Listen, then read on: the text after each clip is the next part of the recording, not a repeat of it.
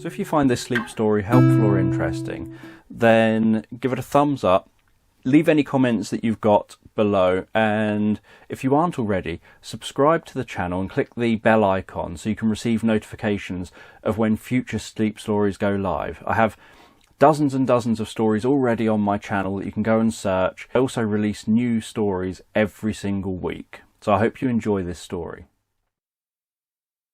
So just take a moment to allow your eyes to close and allow yourself to begin to relax.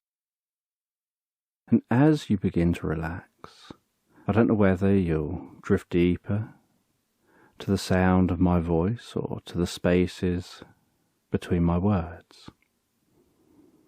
And as you begin to comfortably drift asleep, you can have a sense of a man walking down to a seafront. He's walking through soft golden sand, feeling the warmth of that sand under his feet, carrying a paddleboard under his arm.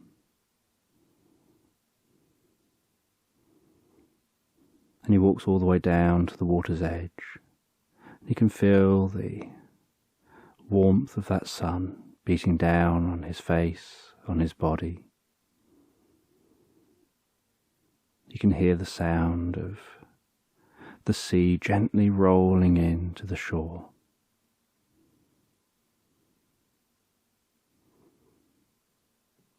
And he walks into that sea. And once he's walked in, up to his waist, he climbs up onto the paddleboard. He begins to head along the coast. He heads away from the sandy area of the beach and starts heading along where the beach begins to get rockier, and then a gradual cliff begins to form.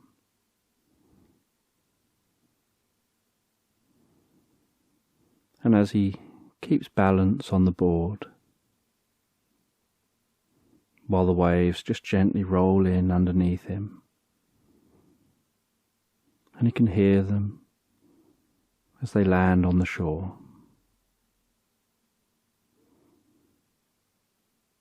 He heads past those rocks, away from all the people who are back on that beach. And he starts to head around past the cliffs. And that cliff gets higher and higher the further round he goes.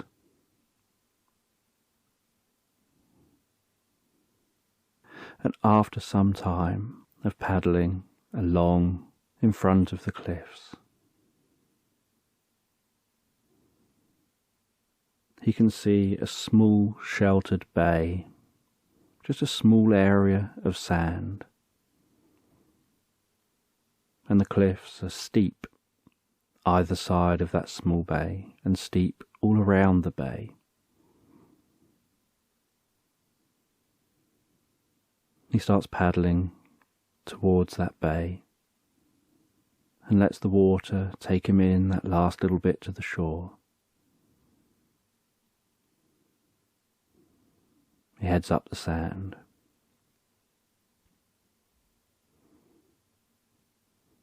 And in the foot of the cliff here is a small cave. He walks into that cave.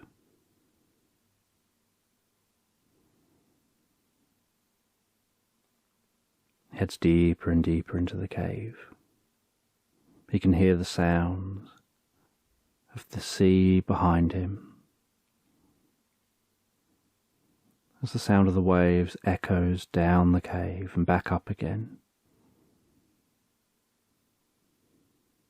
He can hear the echoing sound of his footsteps.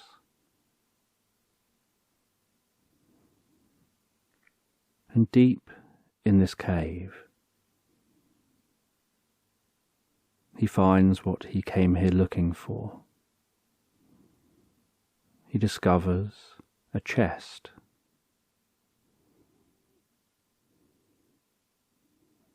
And he gets a rock, bashes the lock off of this chest, creaks open the lid, and inside is just a pile of loose papers. And he can see that some of the papers have started to deteriorate and started to crumble. And so he very carefully picks up those papers and he carries those papers out with him, back out to that beach, to that little bit of sand in this bay. And he sits down just in the shade, under the cliff. And he takes a look at those papers. And he can see the writing on the papers and a map on the papers. And he can see that some bits have little areas that are missing where the paper has deteriorated. But he thinks that he's got the gist of what he came looking for. He puts that into a watertight bag and heads back the way he came, back along that shoreline, along the edge of the cliff, past the rocks, and back to that sandy beach. And he's surprised that nobody had been there before him. But unless you'd been in front of that cliff and all the way to the bay, you never would have known that that cave was there.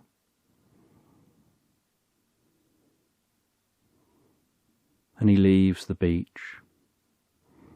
He gets into a truck and continues his journey. He now knows where he needs to head. And he heads away from the beach and begins to head into some dense forest, driving through that dense forest either side of the road. And as he heads further and further inland, so he can begin to see a mountain range in the distance. And he continues through that forest, sees the sun passing across the sky, sees that sun setting, sees the moon rising in the sky, the stars in the sky. And then as that moon is high in the sky, so he finally arrives at those mountains. He pulls up his truck, takes it off-road, drives to a secluded spot, and sets up camp for the night. He sets up a tent, he digs a small pit, he creates a small fire in that pit, lights that fire, and sits listening to that crackling fire, watching the dancing light, having some food to eat that he cooks on that fire, and smelling the smell of that food, feeling the cool evening breeze on his face.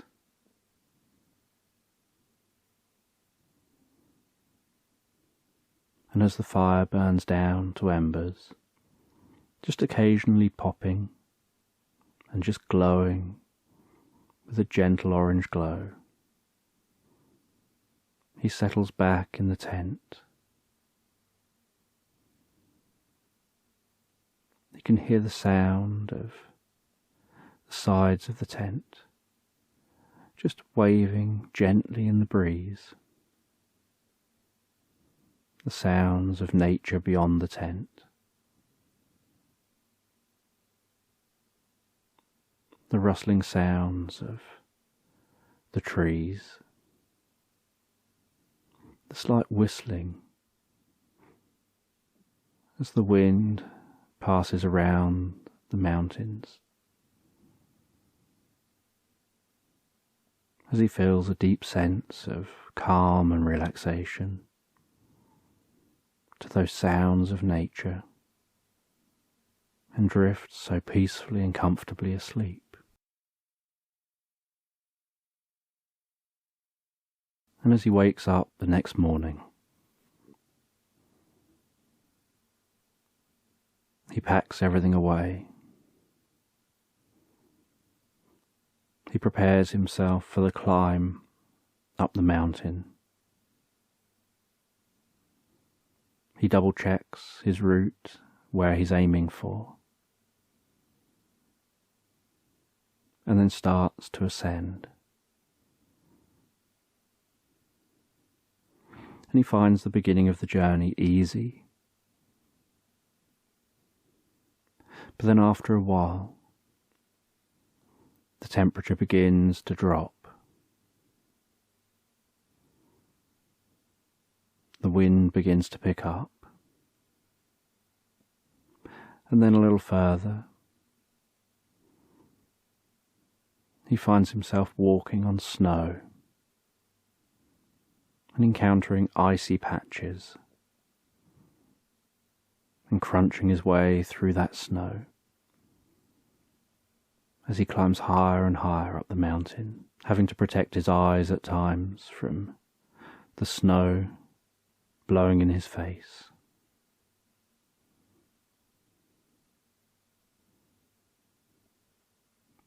And after some time of climbing, he notices a clear patch. He suspects that that's where the cave is. He heads towards that clear patch.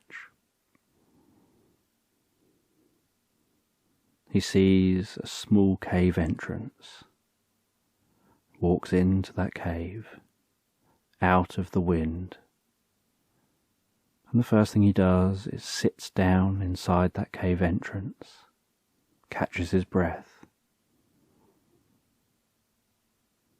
It just takes a few moments to appreciate how far he's come, to gaze out, back down that mountain, to see the route that he took. He can hear that wind whistling past the cave, and just the occasional bit of breeze getting into the cave.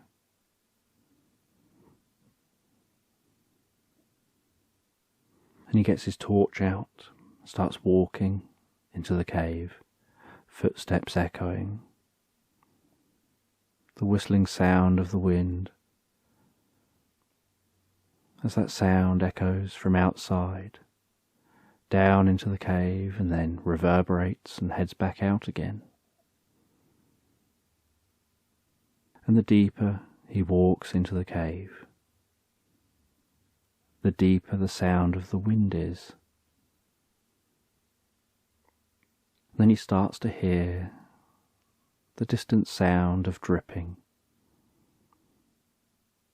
and notices that the cave is becoming warmer as he walks deeper and deeper into this mountain.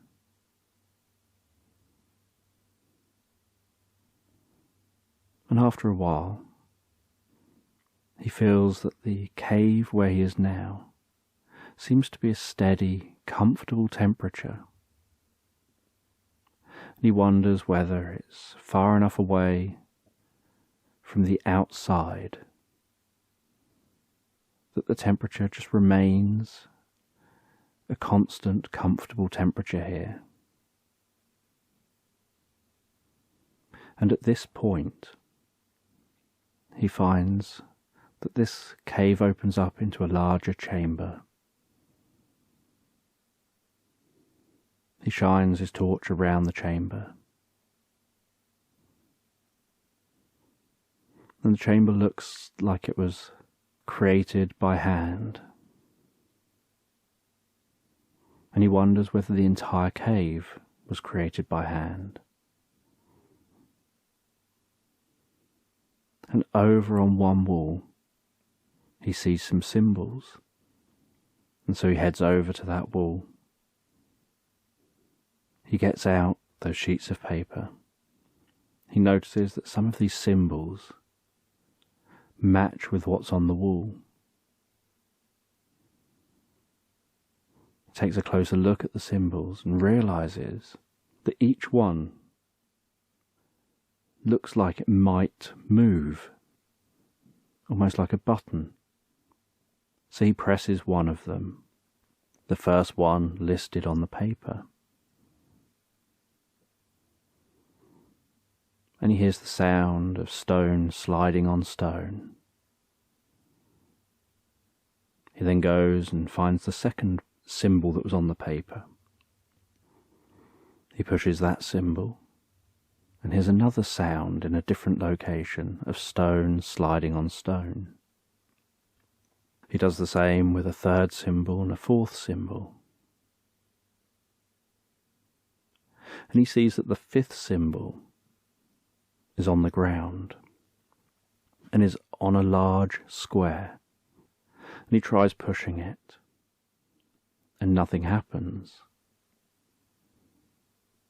He jumps on it, and it moves ever so slightly.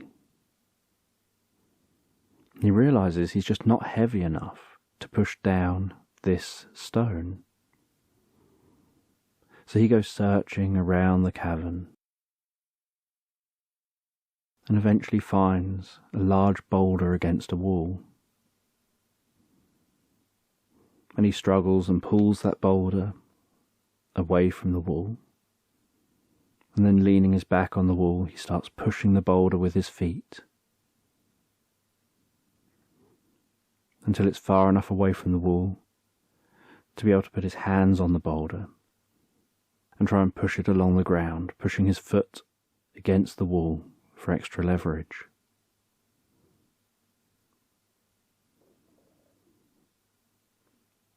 And with some struggle, he manages to get it all the way over to the button. And then he finds that it's stuck against the button. He can't slide it on top of the button. So he then sits down on the floor next to the boulder with his legs bent, puts his hands as much under the boulder as he can, and then stands himself up, using his body, leveraging that boulder up as it tips over and lands on the button. And as it does, he hears a really loud sound of stone moving, a whirring sound. And then the wall just seems to crack and crumble, and then slide. And the surface seems to fall away, and right behind it is a door that slides open, revealing a tunnel that looks incredibly smooth, almost like polished marble. And his torch just reflects off the floor, the walls, and just so easily reflects, bouncing its way down this tunnel. And he walks into this tunnel, with his footsteps echoing, almost like he's walking through a church.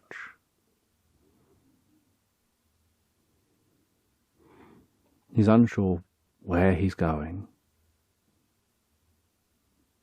and where this is leading him.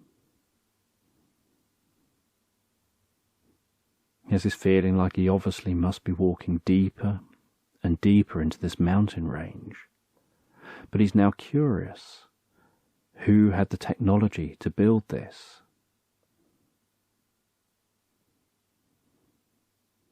He thought that it would have taken a lot of hard work to chisel away the entire tunnel and cave he'd just been through, but to create this mechanism, and then to create this tunnel with such perfectly polished stone. And while those thoughts go round in his mind, he continues walking down this tunnel. And at the end of the tunnel, he sees what looks like a stone door that slides sideways. And he's surprised at how easily that slides open, almost as if it's weightless on runners. And it barely makes a noise as he slides that open, walks through into this chamber, hoping this is where he'll find what he's been looking for. But inside this chamber, he notices that there's a blue glow, almost like a spinning, pulsing light in the middle of the chamber. And he walks up to that spinning, pulsing light.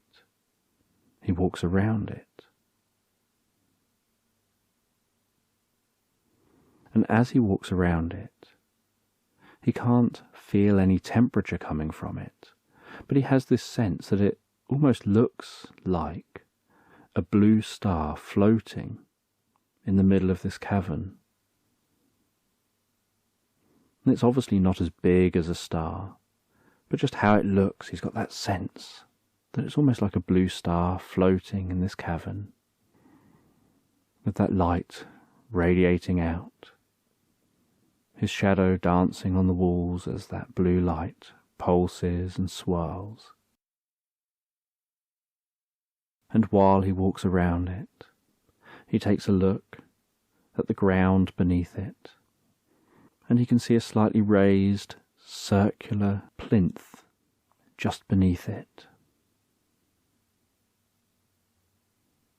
And he has this temptation to reach out and try and touch this light, but he's unsure about its safety. So he has a look around the room, and on not finding anything, he looks in his bag, takes out a pencil, and holds the pencil gently towards the light. And he places the first half of that pencil into the light, and then he pulls it back out again, and the pencil seems perfectly fine.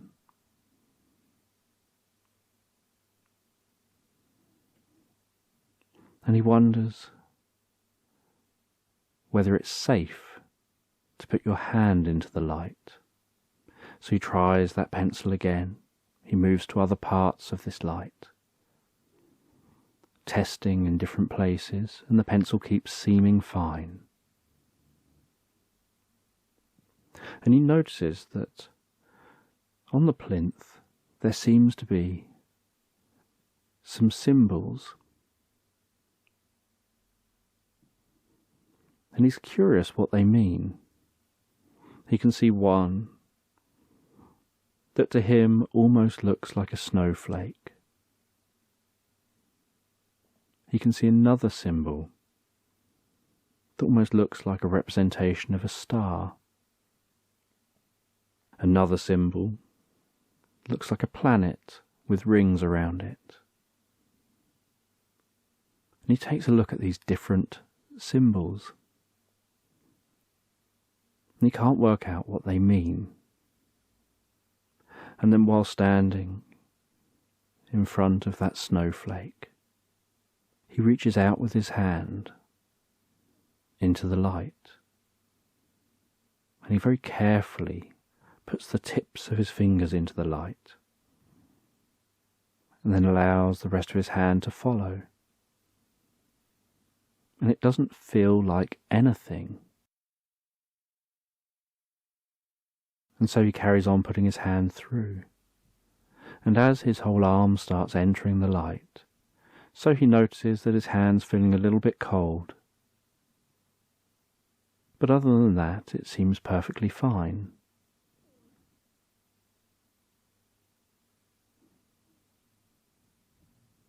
And so he decides to step into the light. And as he steps into the light, suddenly he finds himself with the light behind him spinning and pulsing in the sky. But surrounding him seems to be just miles and miles of snow. Just very flat snow. And breaking through that snow in some places, the little rocky outcrops. And then off in the distance, he thinks he can see some very distant mountains. He turns around and walks on the spot, can hear the cracking of that snow beneath his feet. And it seems quite dark here, like the sun is either just setting or just rising. And he can hear a noise in the distance, so he decides to go and explore. He heads towards that noise, trudging through deep snow, until eventually he finds himself getting closer and closer to a coastline. He can hear the sound of big, heavy waves thundering down onto a shore.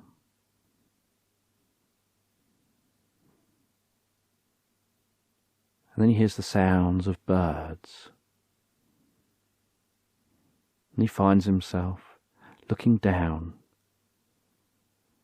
over a colony of penguins, all huddled together, with the ones on the inside gradually working their way towards the outside, the ones on the outside gradually working their way towards the inside, all huddled together.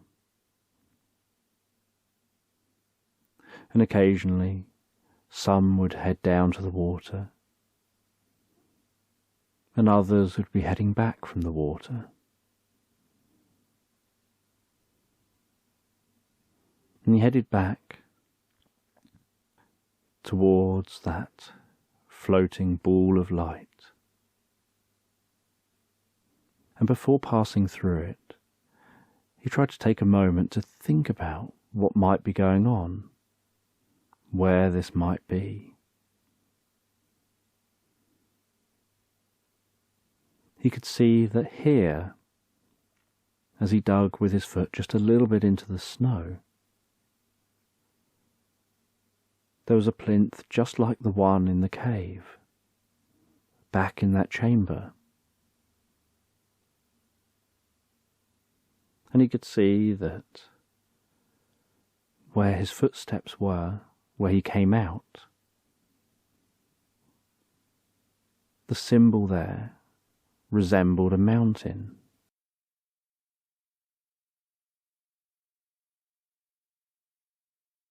And so he stepped back through that light and found himself back in the peace and calm of the cave.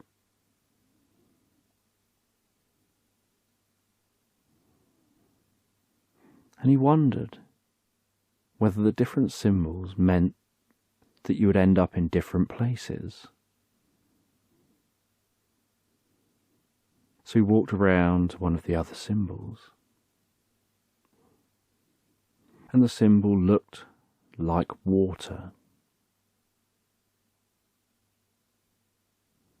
And as he stepped through the light while facing this symbol,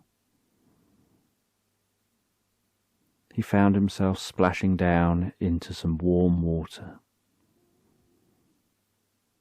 And he could see that light glowing, pulsing in front of him, while he bobbed around and around in that water. and as he turned around, all he could see in every direction was water. And just as he was about to swim back through that light, thinking that this isn't somewhere he wants to be for too long, a woman seemed to appear in front of him from under the water, and she spoke to him. And she told him that they haven't had any visitors through the portal for a very long time.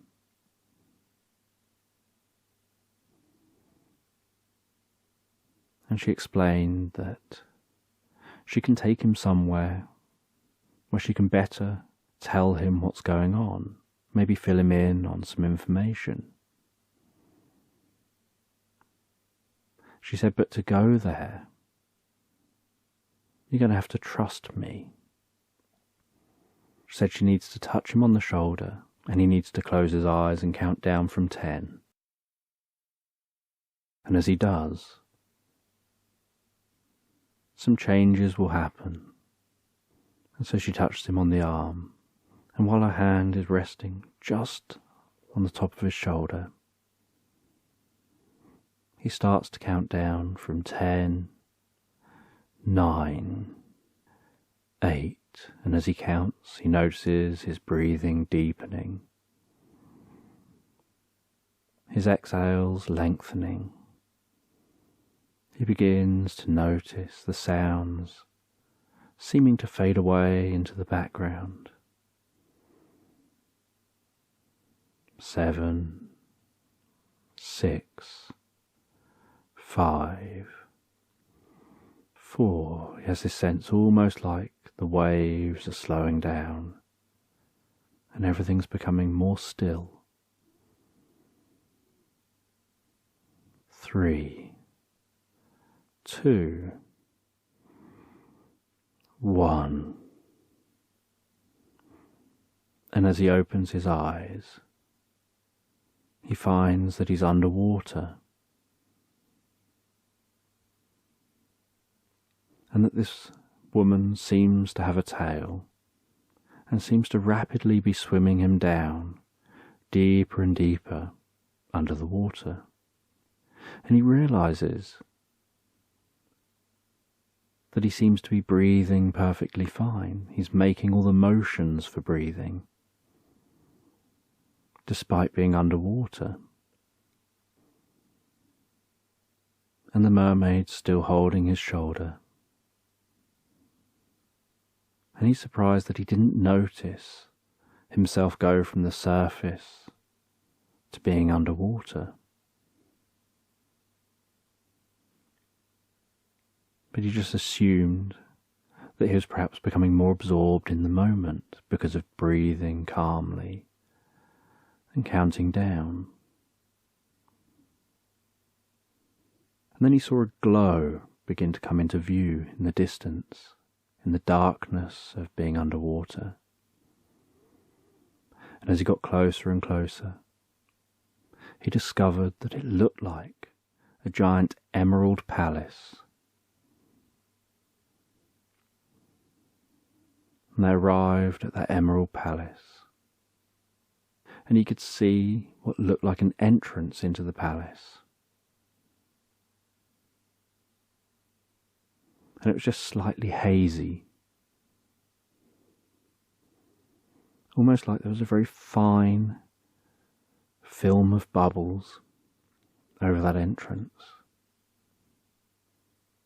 And the mermaid and the man swam through that haze and landed with the mermaid's tail turning into feet and legs. And they landed on their feet, and the man felt dry as if he hadn't even been in the water. And he was surprised by this. And he was surprised at how he managed to land on his feet. And they walked into the main part of this palace.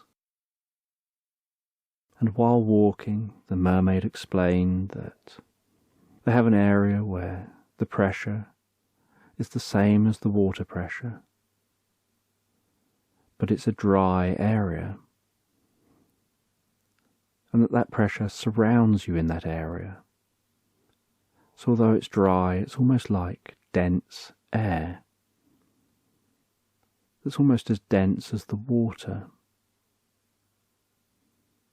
so that you pass into it and just gradually land on your feet and can walk through it. And that she's able to project a protective film around whoever she touches. And that's how she'd got him down here.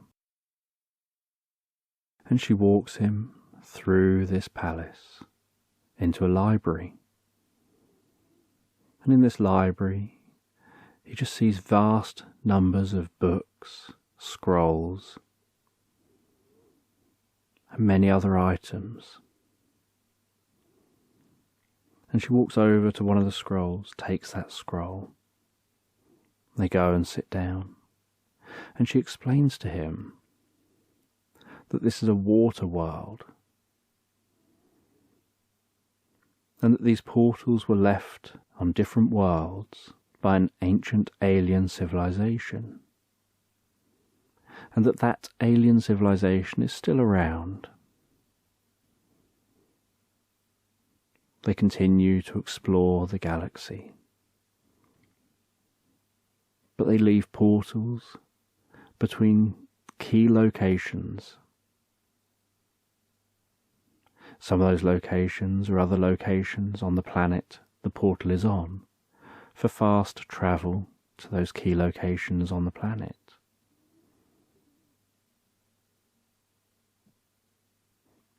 Other locations are planets to visit, and she explains that this planet is a water world. And so really you need to be prepared for the water world if you visit here. And that if you're just going to walk through the portal, you need to be aware that there are risks with that you could end up just in outer space. And the man thought about the different symbols that he saw. And he realized that some of the symbols did look like strange planets, did look like space. And the mermaid explained that they are also an advanced civilization. They've been around for longer than the portals have been on the planet. And they explain that they have some technology that can help. And they hand the man what looks like a tiny metal rod. And they tell him that if he just puts that in his mouth sideways, that'll allow him to breathe wherever he is. And it'll project a suit around him. And that suit will allow him to swim in deep water. It'll protect him from the cold, from the heat. It'll allow him to fly in space and fly in gas planets. And it will allow him to explore. And he asks why she's helping, given that he's clearly not from a race of beings that's this advanced. And she explains that he's the first person who's come through this portal in a very long time. And he seems like an explorer. And he talks to her about how he was on the search for some missing knowledge, that he'd found some documents,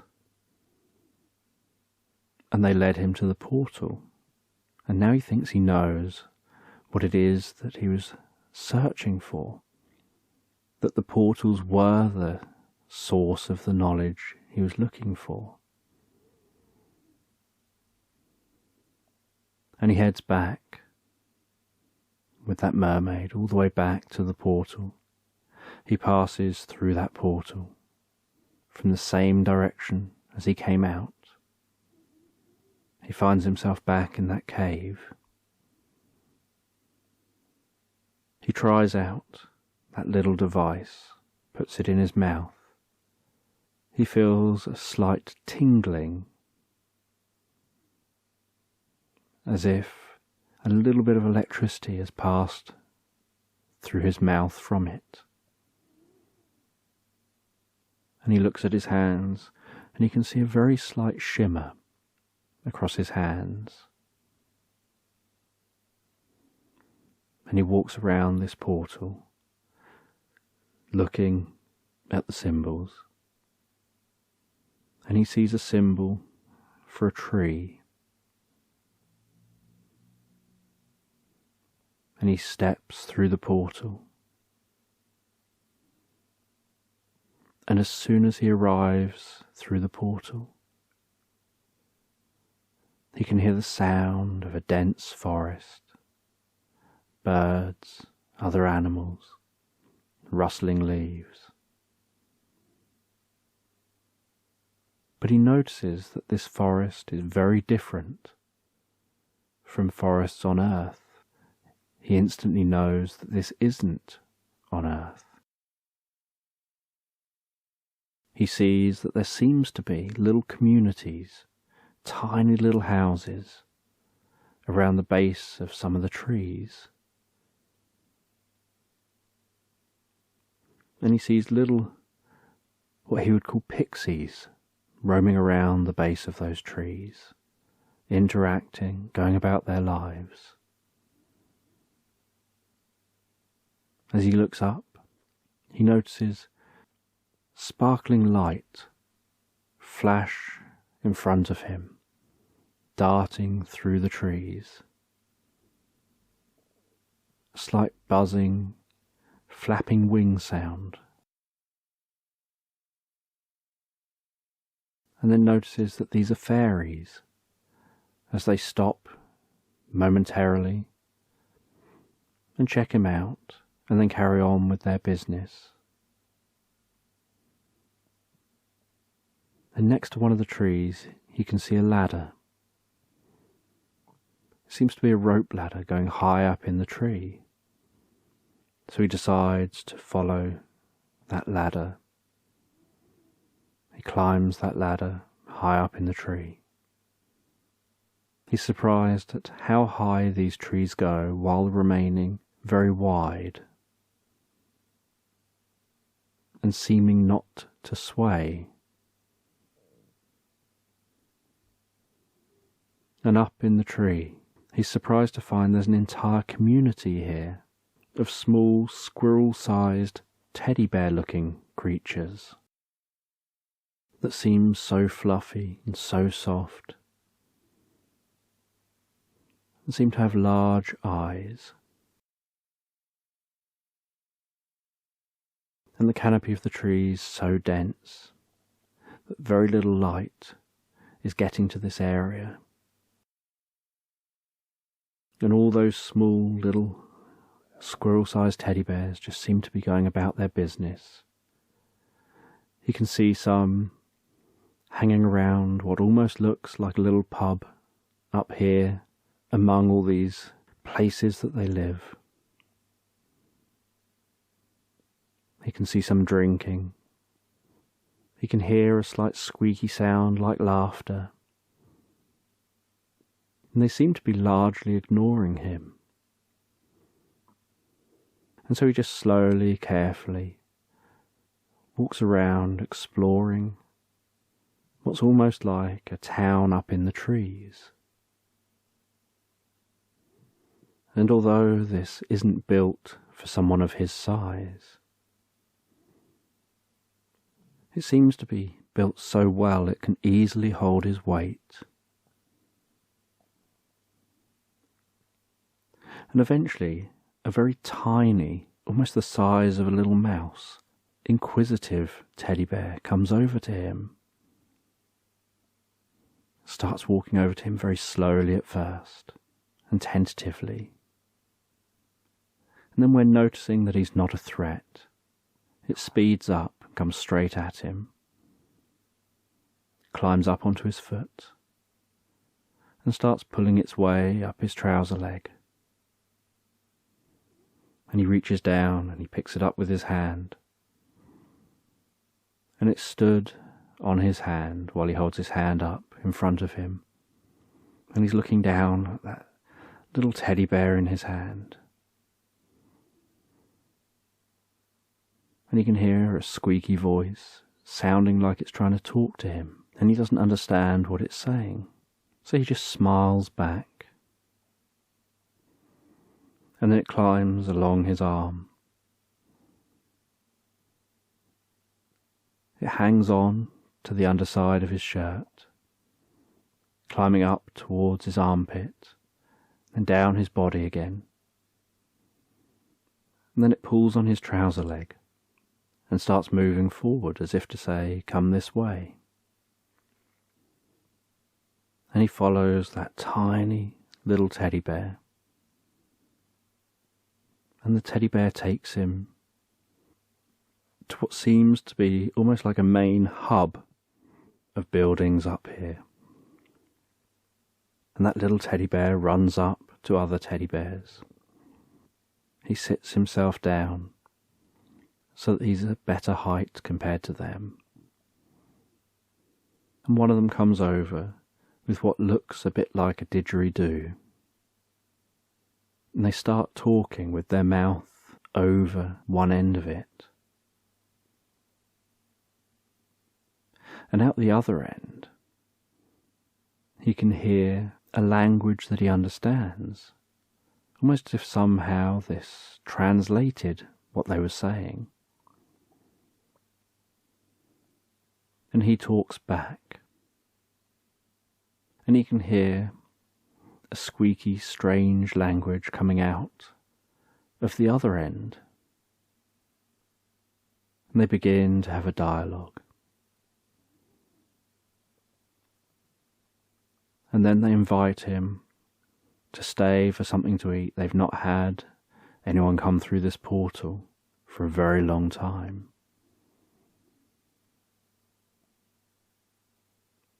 And they throw a big party. They invite the pixies, the fairies. They have music. They have some drinks. Plenty of food.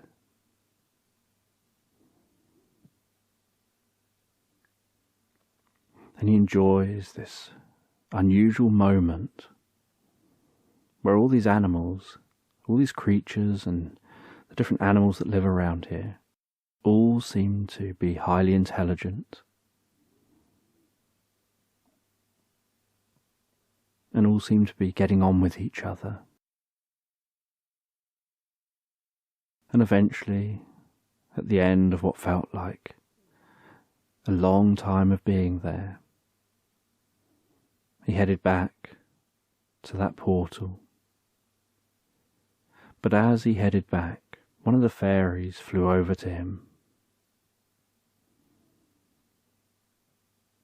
And they started talking to him.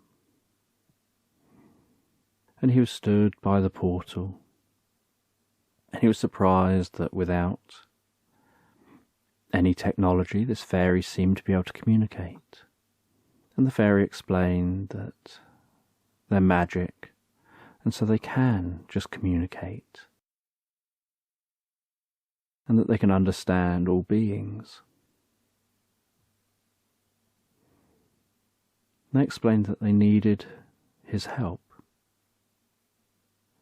That all of the beings here in the forests are quite small, and yet he is so much taller than they are, and stronger than they are. They explain that there's a labyrinth that's like a maze, and that in the centre of that labyrinth is something that none of them have been able to get for many lifetimes. And this is the first time in a long time that someone's been here that will have the strength to open the door in the centre of the labyrinth. But you can only go in one person at a time. And so this person agrees to go into this labyrinth. And they get shown through to a door that's in a tree. And through that door in the tree, they descend a spiral staircase. They open another door, and they find themselves in the labyrinth. And they know they have to find their way to the middle, open the door in the middle, get what's in the middle, and then return. And so they put their left hand on the wall, and they begin to walk. And they keep their left hand on that wall until they arrive at the middle of the maze. And they struggle to open that door. And after much struggling, they manage to get it open. And inside the room behind the door, they see what looks like a clockwork robot that seems to have been turned on by the movement of the door opening. And they see its head moving, its arms moving, as if it's beginning to do something.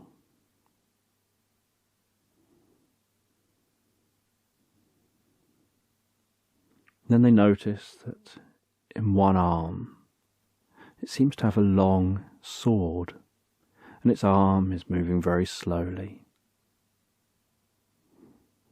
And it's jolting along and slightly up, then along and slightly up more. And as they watch that arm moving, they notice something's hanging from the ceiling in this room. And all of a sudden, almost in a blink of an eye, the arm springs into action, and that sword cuts straight through the thing hanging from the ceiling, and a single sheet of paper falls to the floor, and the robot becomes silent and still again.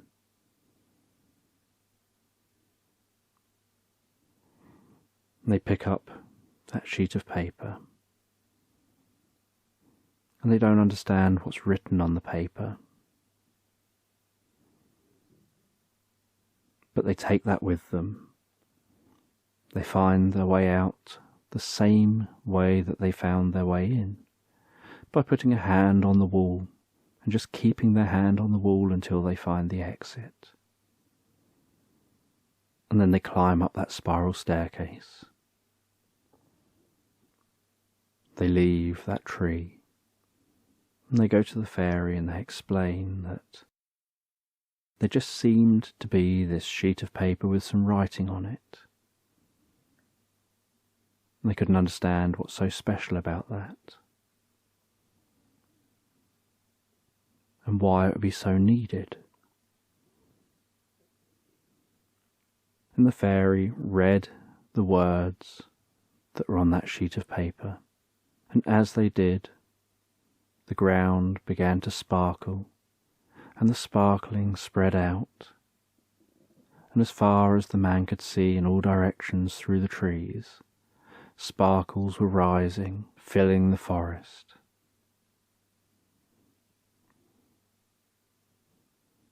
With a twinkling sound that seemed to be coming from everywhere.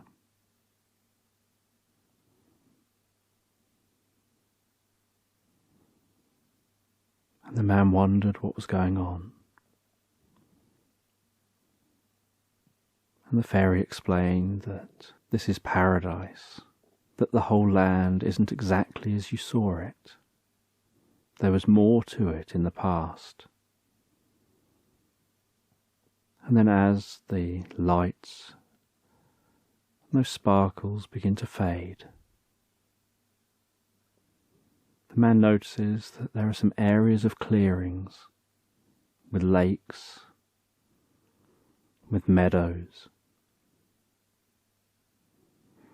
areas where the different creatures can go out and get some daylight and see the sky. And off in one of the clearings, they notice what looks like a temple. And they walk to that temple. They take a look in the temple.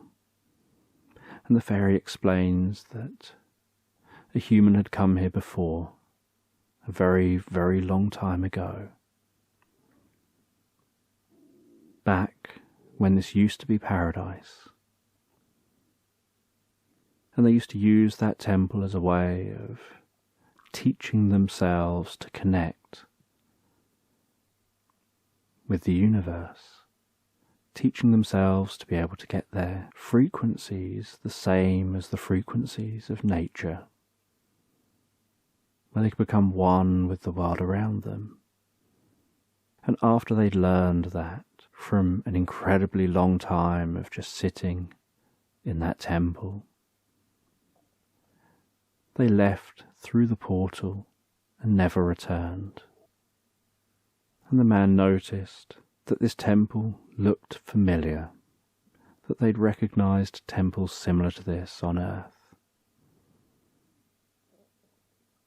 and that they remember seeing a temple symbol on the portal. And all the creatures said goodbye to them as they headed back to the portal and thanked them for the support. And they walked through that portal, found themselves back in the cave, back in that chamber. They wanted to check out that temple, so they headed round to the temple symbol, and as they always do now, they put that little metal object in their mouth, just to be safe. They stepped through the portal, and they found themselves in a temple, high up in a mountain. And they looked around this temple, and there was no one here now. And as they looked out of the temple, they saw an enormous red dragon just resting there. They could see it breathing, they could hear it breathing, and they wondered where here was.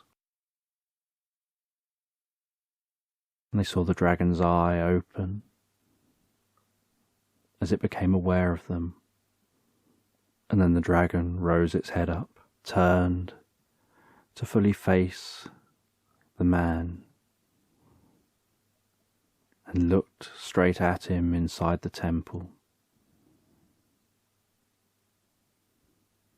and spoke with a deep, booming voice. And the man was able to understand this dragon. And the dragon spoke about being the guardian of this temple,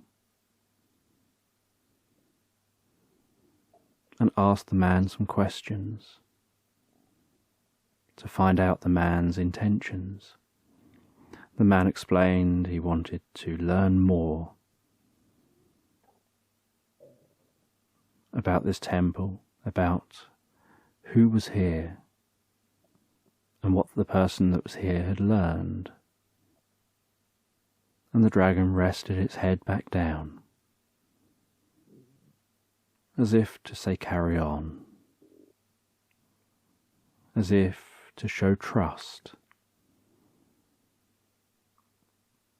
And the man sat down on a thin cushion that was placed in the centre of this temple. He picked up a small stick that was next to the cushion. He tapped it gently on a bowl that was in front of him, and he could hear a ringing from that bowl. And he put that stick back down beside him. He closed his eyes and focused all of his attention on that ringing of that bowl, on almost being able to perceive how that ringing is happening within the bowl and around the outside of the bowl. Almost being able to perceive the vibrations of the bowl. And as he focused on the vibrations of that bowl, he started to notice his breathing change. And then he noticed what was almost like sonic pulses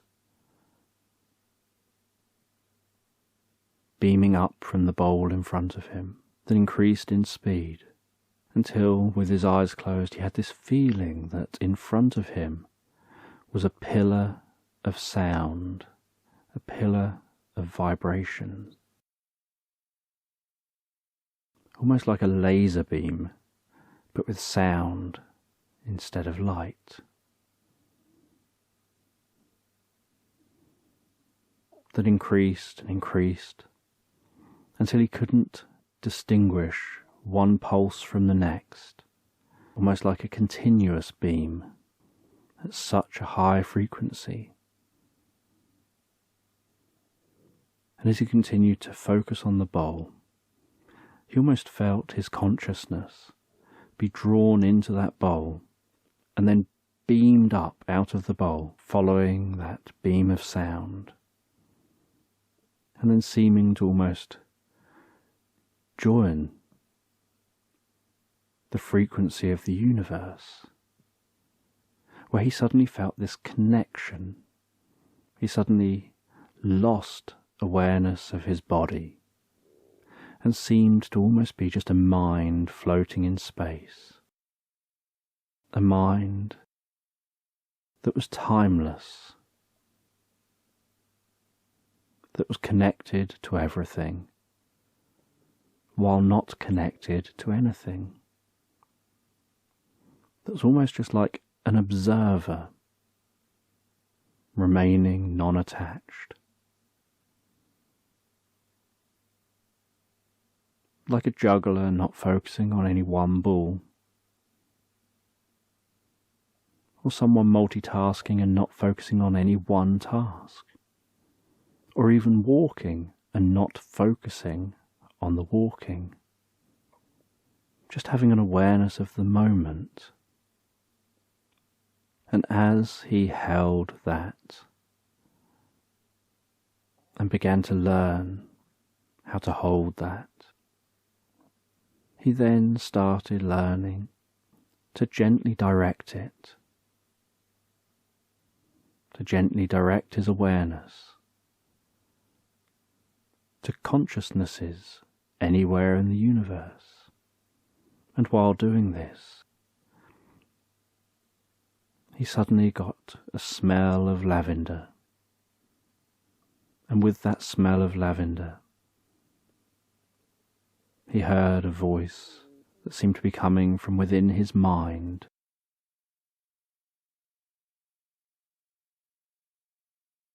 And that voice explained that they were one of the aliens that left the portal, and that they can communicate with those who can access this state of consciousness, that it allows for communication throughout the galaxy. It allows for timeless communication, for an understanding of the universe to the level of realizing that we are the fabric of space-time, rather than being separate from space-time. So we don't have to use technologies within space that have to travel through time. that make interstellar travel too difficult because you can never communicate fast enough to make it worth communicating with ships light years away.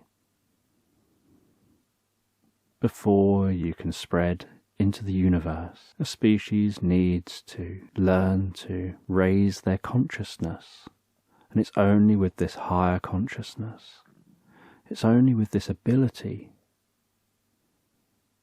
to communicate in a timeless way that a species is then ready to venture into interstellar space. And this man learns so much from the experience that he almost feels lightheaded from the amount of knowledge he's been gaining.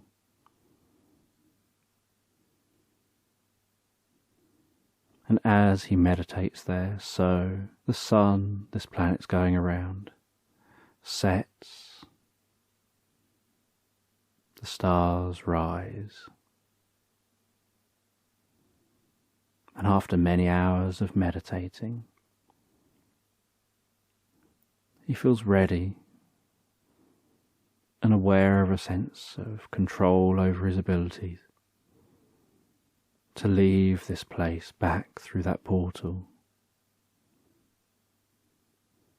And he heads back through that portal, and he knows he has so much more he can explore here.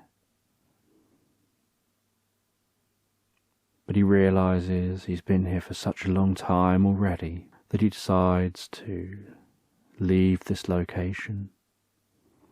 He descends the mountain. And over the coming months, he camps at the foot of the mountain while building himself a cabin at the foot of this mountain.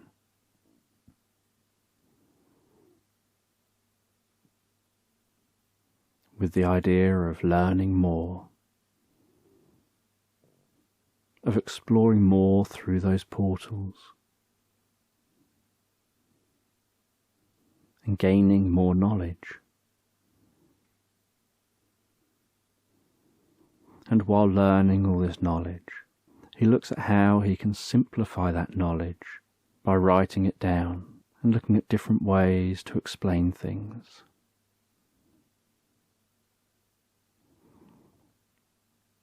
And every night, he settles down, normally sitting in front of a warm fire, drinking a warm drink, often finding himself shuffling a pack of cards, looking at those different cards, feeling those cards in his hands, allowing his mind to drift into a meditative state, and then using those cards as he connects with the wider universe, where he realizes that he's able to begin to name the cards before he sees them. Almost like by learning to be timeless, he begins to have a sense beyond time. And he begins his long journey of inner discovery, looking at how he'll share that with the world. Every night going to bed and drifting and floating so comfortably and relaxed asleep, waking each morning feeling so invigorated, excited with the day that he's got to look forward to, and the new learnings and the new understandings, and all the wonder and curiosity as he drifts and floats into dreams of excitement, asleep.